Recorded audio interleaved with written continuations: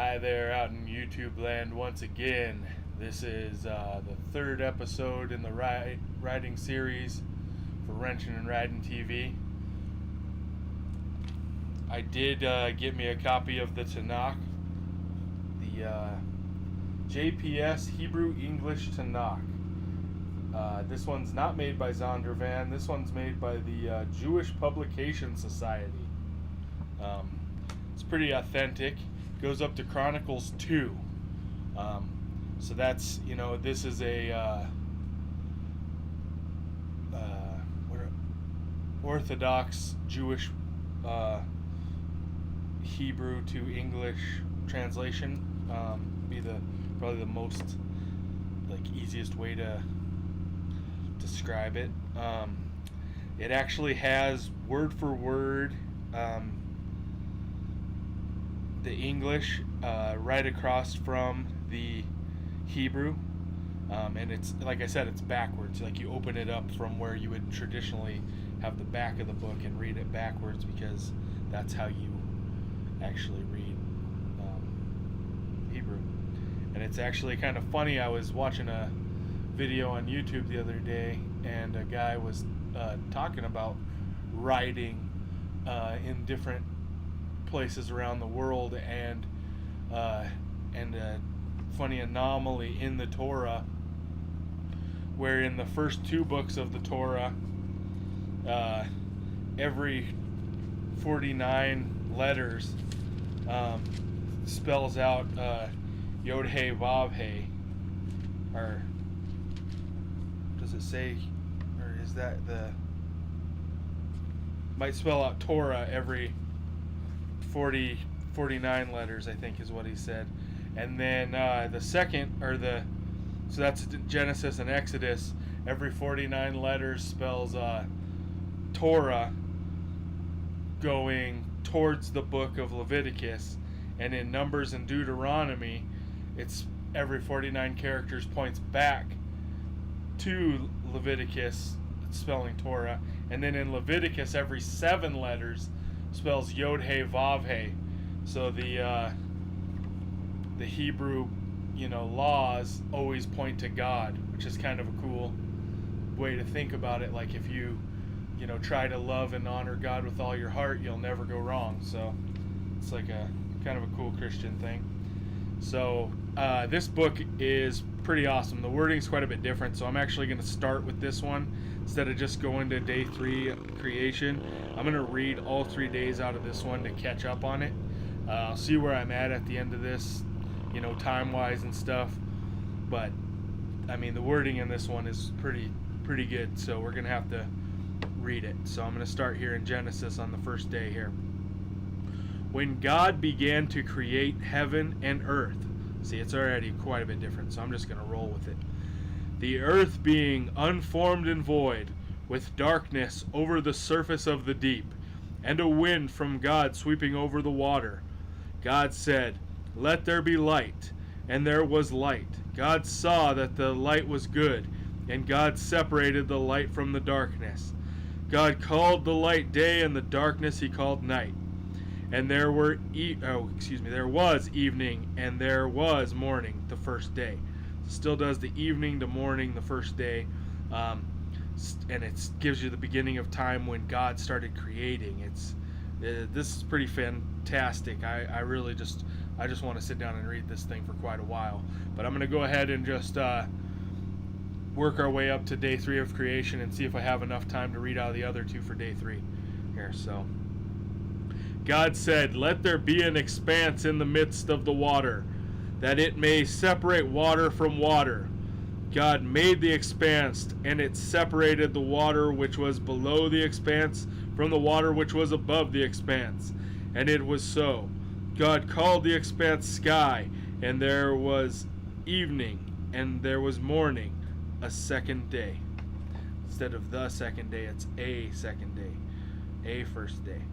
Okay, so then God said, "Let the water below the sky be gathered into one area, that the dry land may appear." And it was so. God called the dry land earth, and the gathering of waters he called seas, And God saw that this was good. And God said, let the earth sprout vegetation, seed-bearing plants, fruit trees of every kind on earth that bear fruit with the seed in it. And it was so. The earth brought forth vegetation, seed-bearing plants of every kind, and trees of every kind, bearing fruit with the seed in it. And God saw that it was good. And there was evening, and there was morning, the third day. Alright, so we got to the third day, and we still got, time left. So I'm going to move over to the NIV now, moving out of the Jewish JPS, Hebrew to English to Tanakh, and move into the New International Version.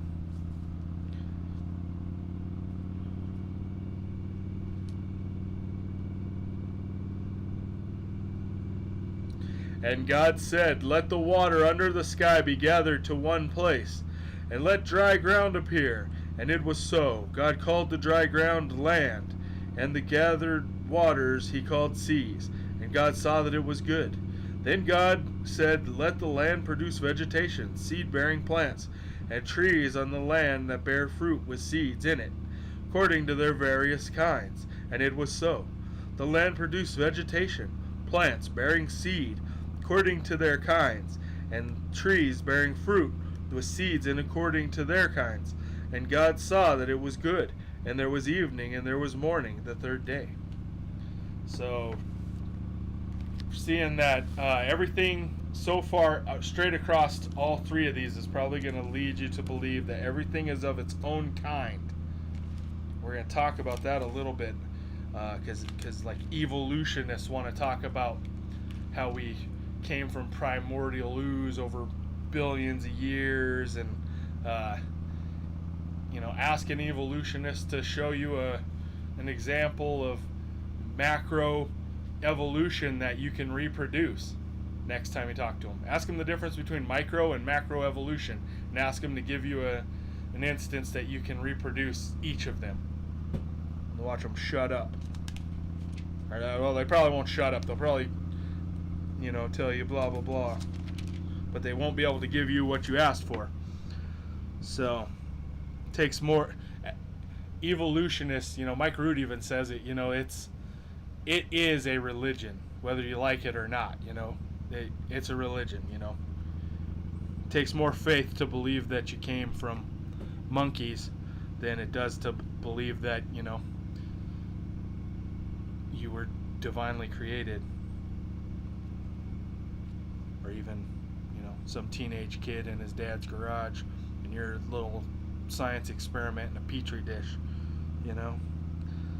So, and God said, let the waters under the heaven be gathered together unto one place, and let the dry land appear, and it was so. And God called the dry land earth, and gathered together of the waters called he seas. And God saw that it was good. And God said, let the earth bring forth grass and herb yielding seed, and the fruit tree yielding fruit after his kind, whose seed is in itself upon earth. And it was so. And the earth brought forth grass and herb yielding seed after its own kind, and the tree yielding fruit, whose seed was in itself after his kind. And God saw that it was good. And the evening and the morning were the third day. So we got into 3 days and 3 books. Still got a little bit of time left here, but I had to get the book. I knew it was going to be fascinating to get one that was directly transcribed from Hebrew, because that's something that I've wanted to do for quite a while, since I really started understanding the differences between the different Bibles that are written and the translations that have been done. So the third day, I'm going to try to do a little bit here on the rest of this. So the dry land, grass, and fruit yielding after its own kind. Everything yields after its own kind. Everything's ready to go for when he makes, light, and, everything will be ready to reproduce itself after its own kind, not so it can evolve, not so it can do anything dumb over millions of years. He made it the way that it's supposed to be the first time.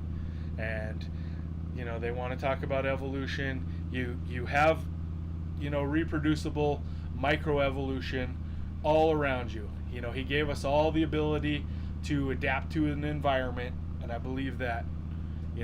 But he did not give you the ability to turn from a monkey into a man and walk around being a monkey man. And I mean, where's all the other species that why is there still monkeys and nothing else out of the whole evolution process? I don't understand that. Monkeys are the lowest of the to be evolved, or apes, or whoever we came from. How come there's no Neanderthals running around and other dudes running around? They were obviously better hunters and better gatherers than regular monkeys. Otherwise, we wouldn't be here. So it's a bunch of crap. And about 11 minutes deep into this, so I'm gonna try to cut this one off. I gave you a whole bunch of my opinion in this one. I imagine this series is probably going to go a little bit more in that direction.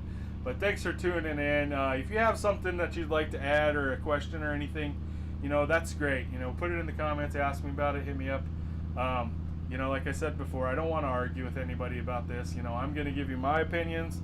I'm going to give you the word from the Hebrew text, the original text of it, and from the two most common Western text, King James and the NIV, and then we're gonna find all the similarities and discuss that. So thanks for tuning in. Have a blessed day.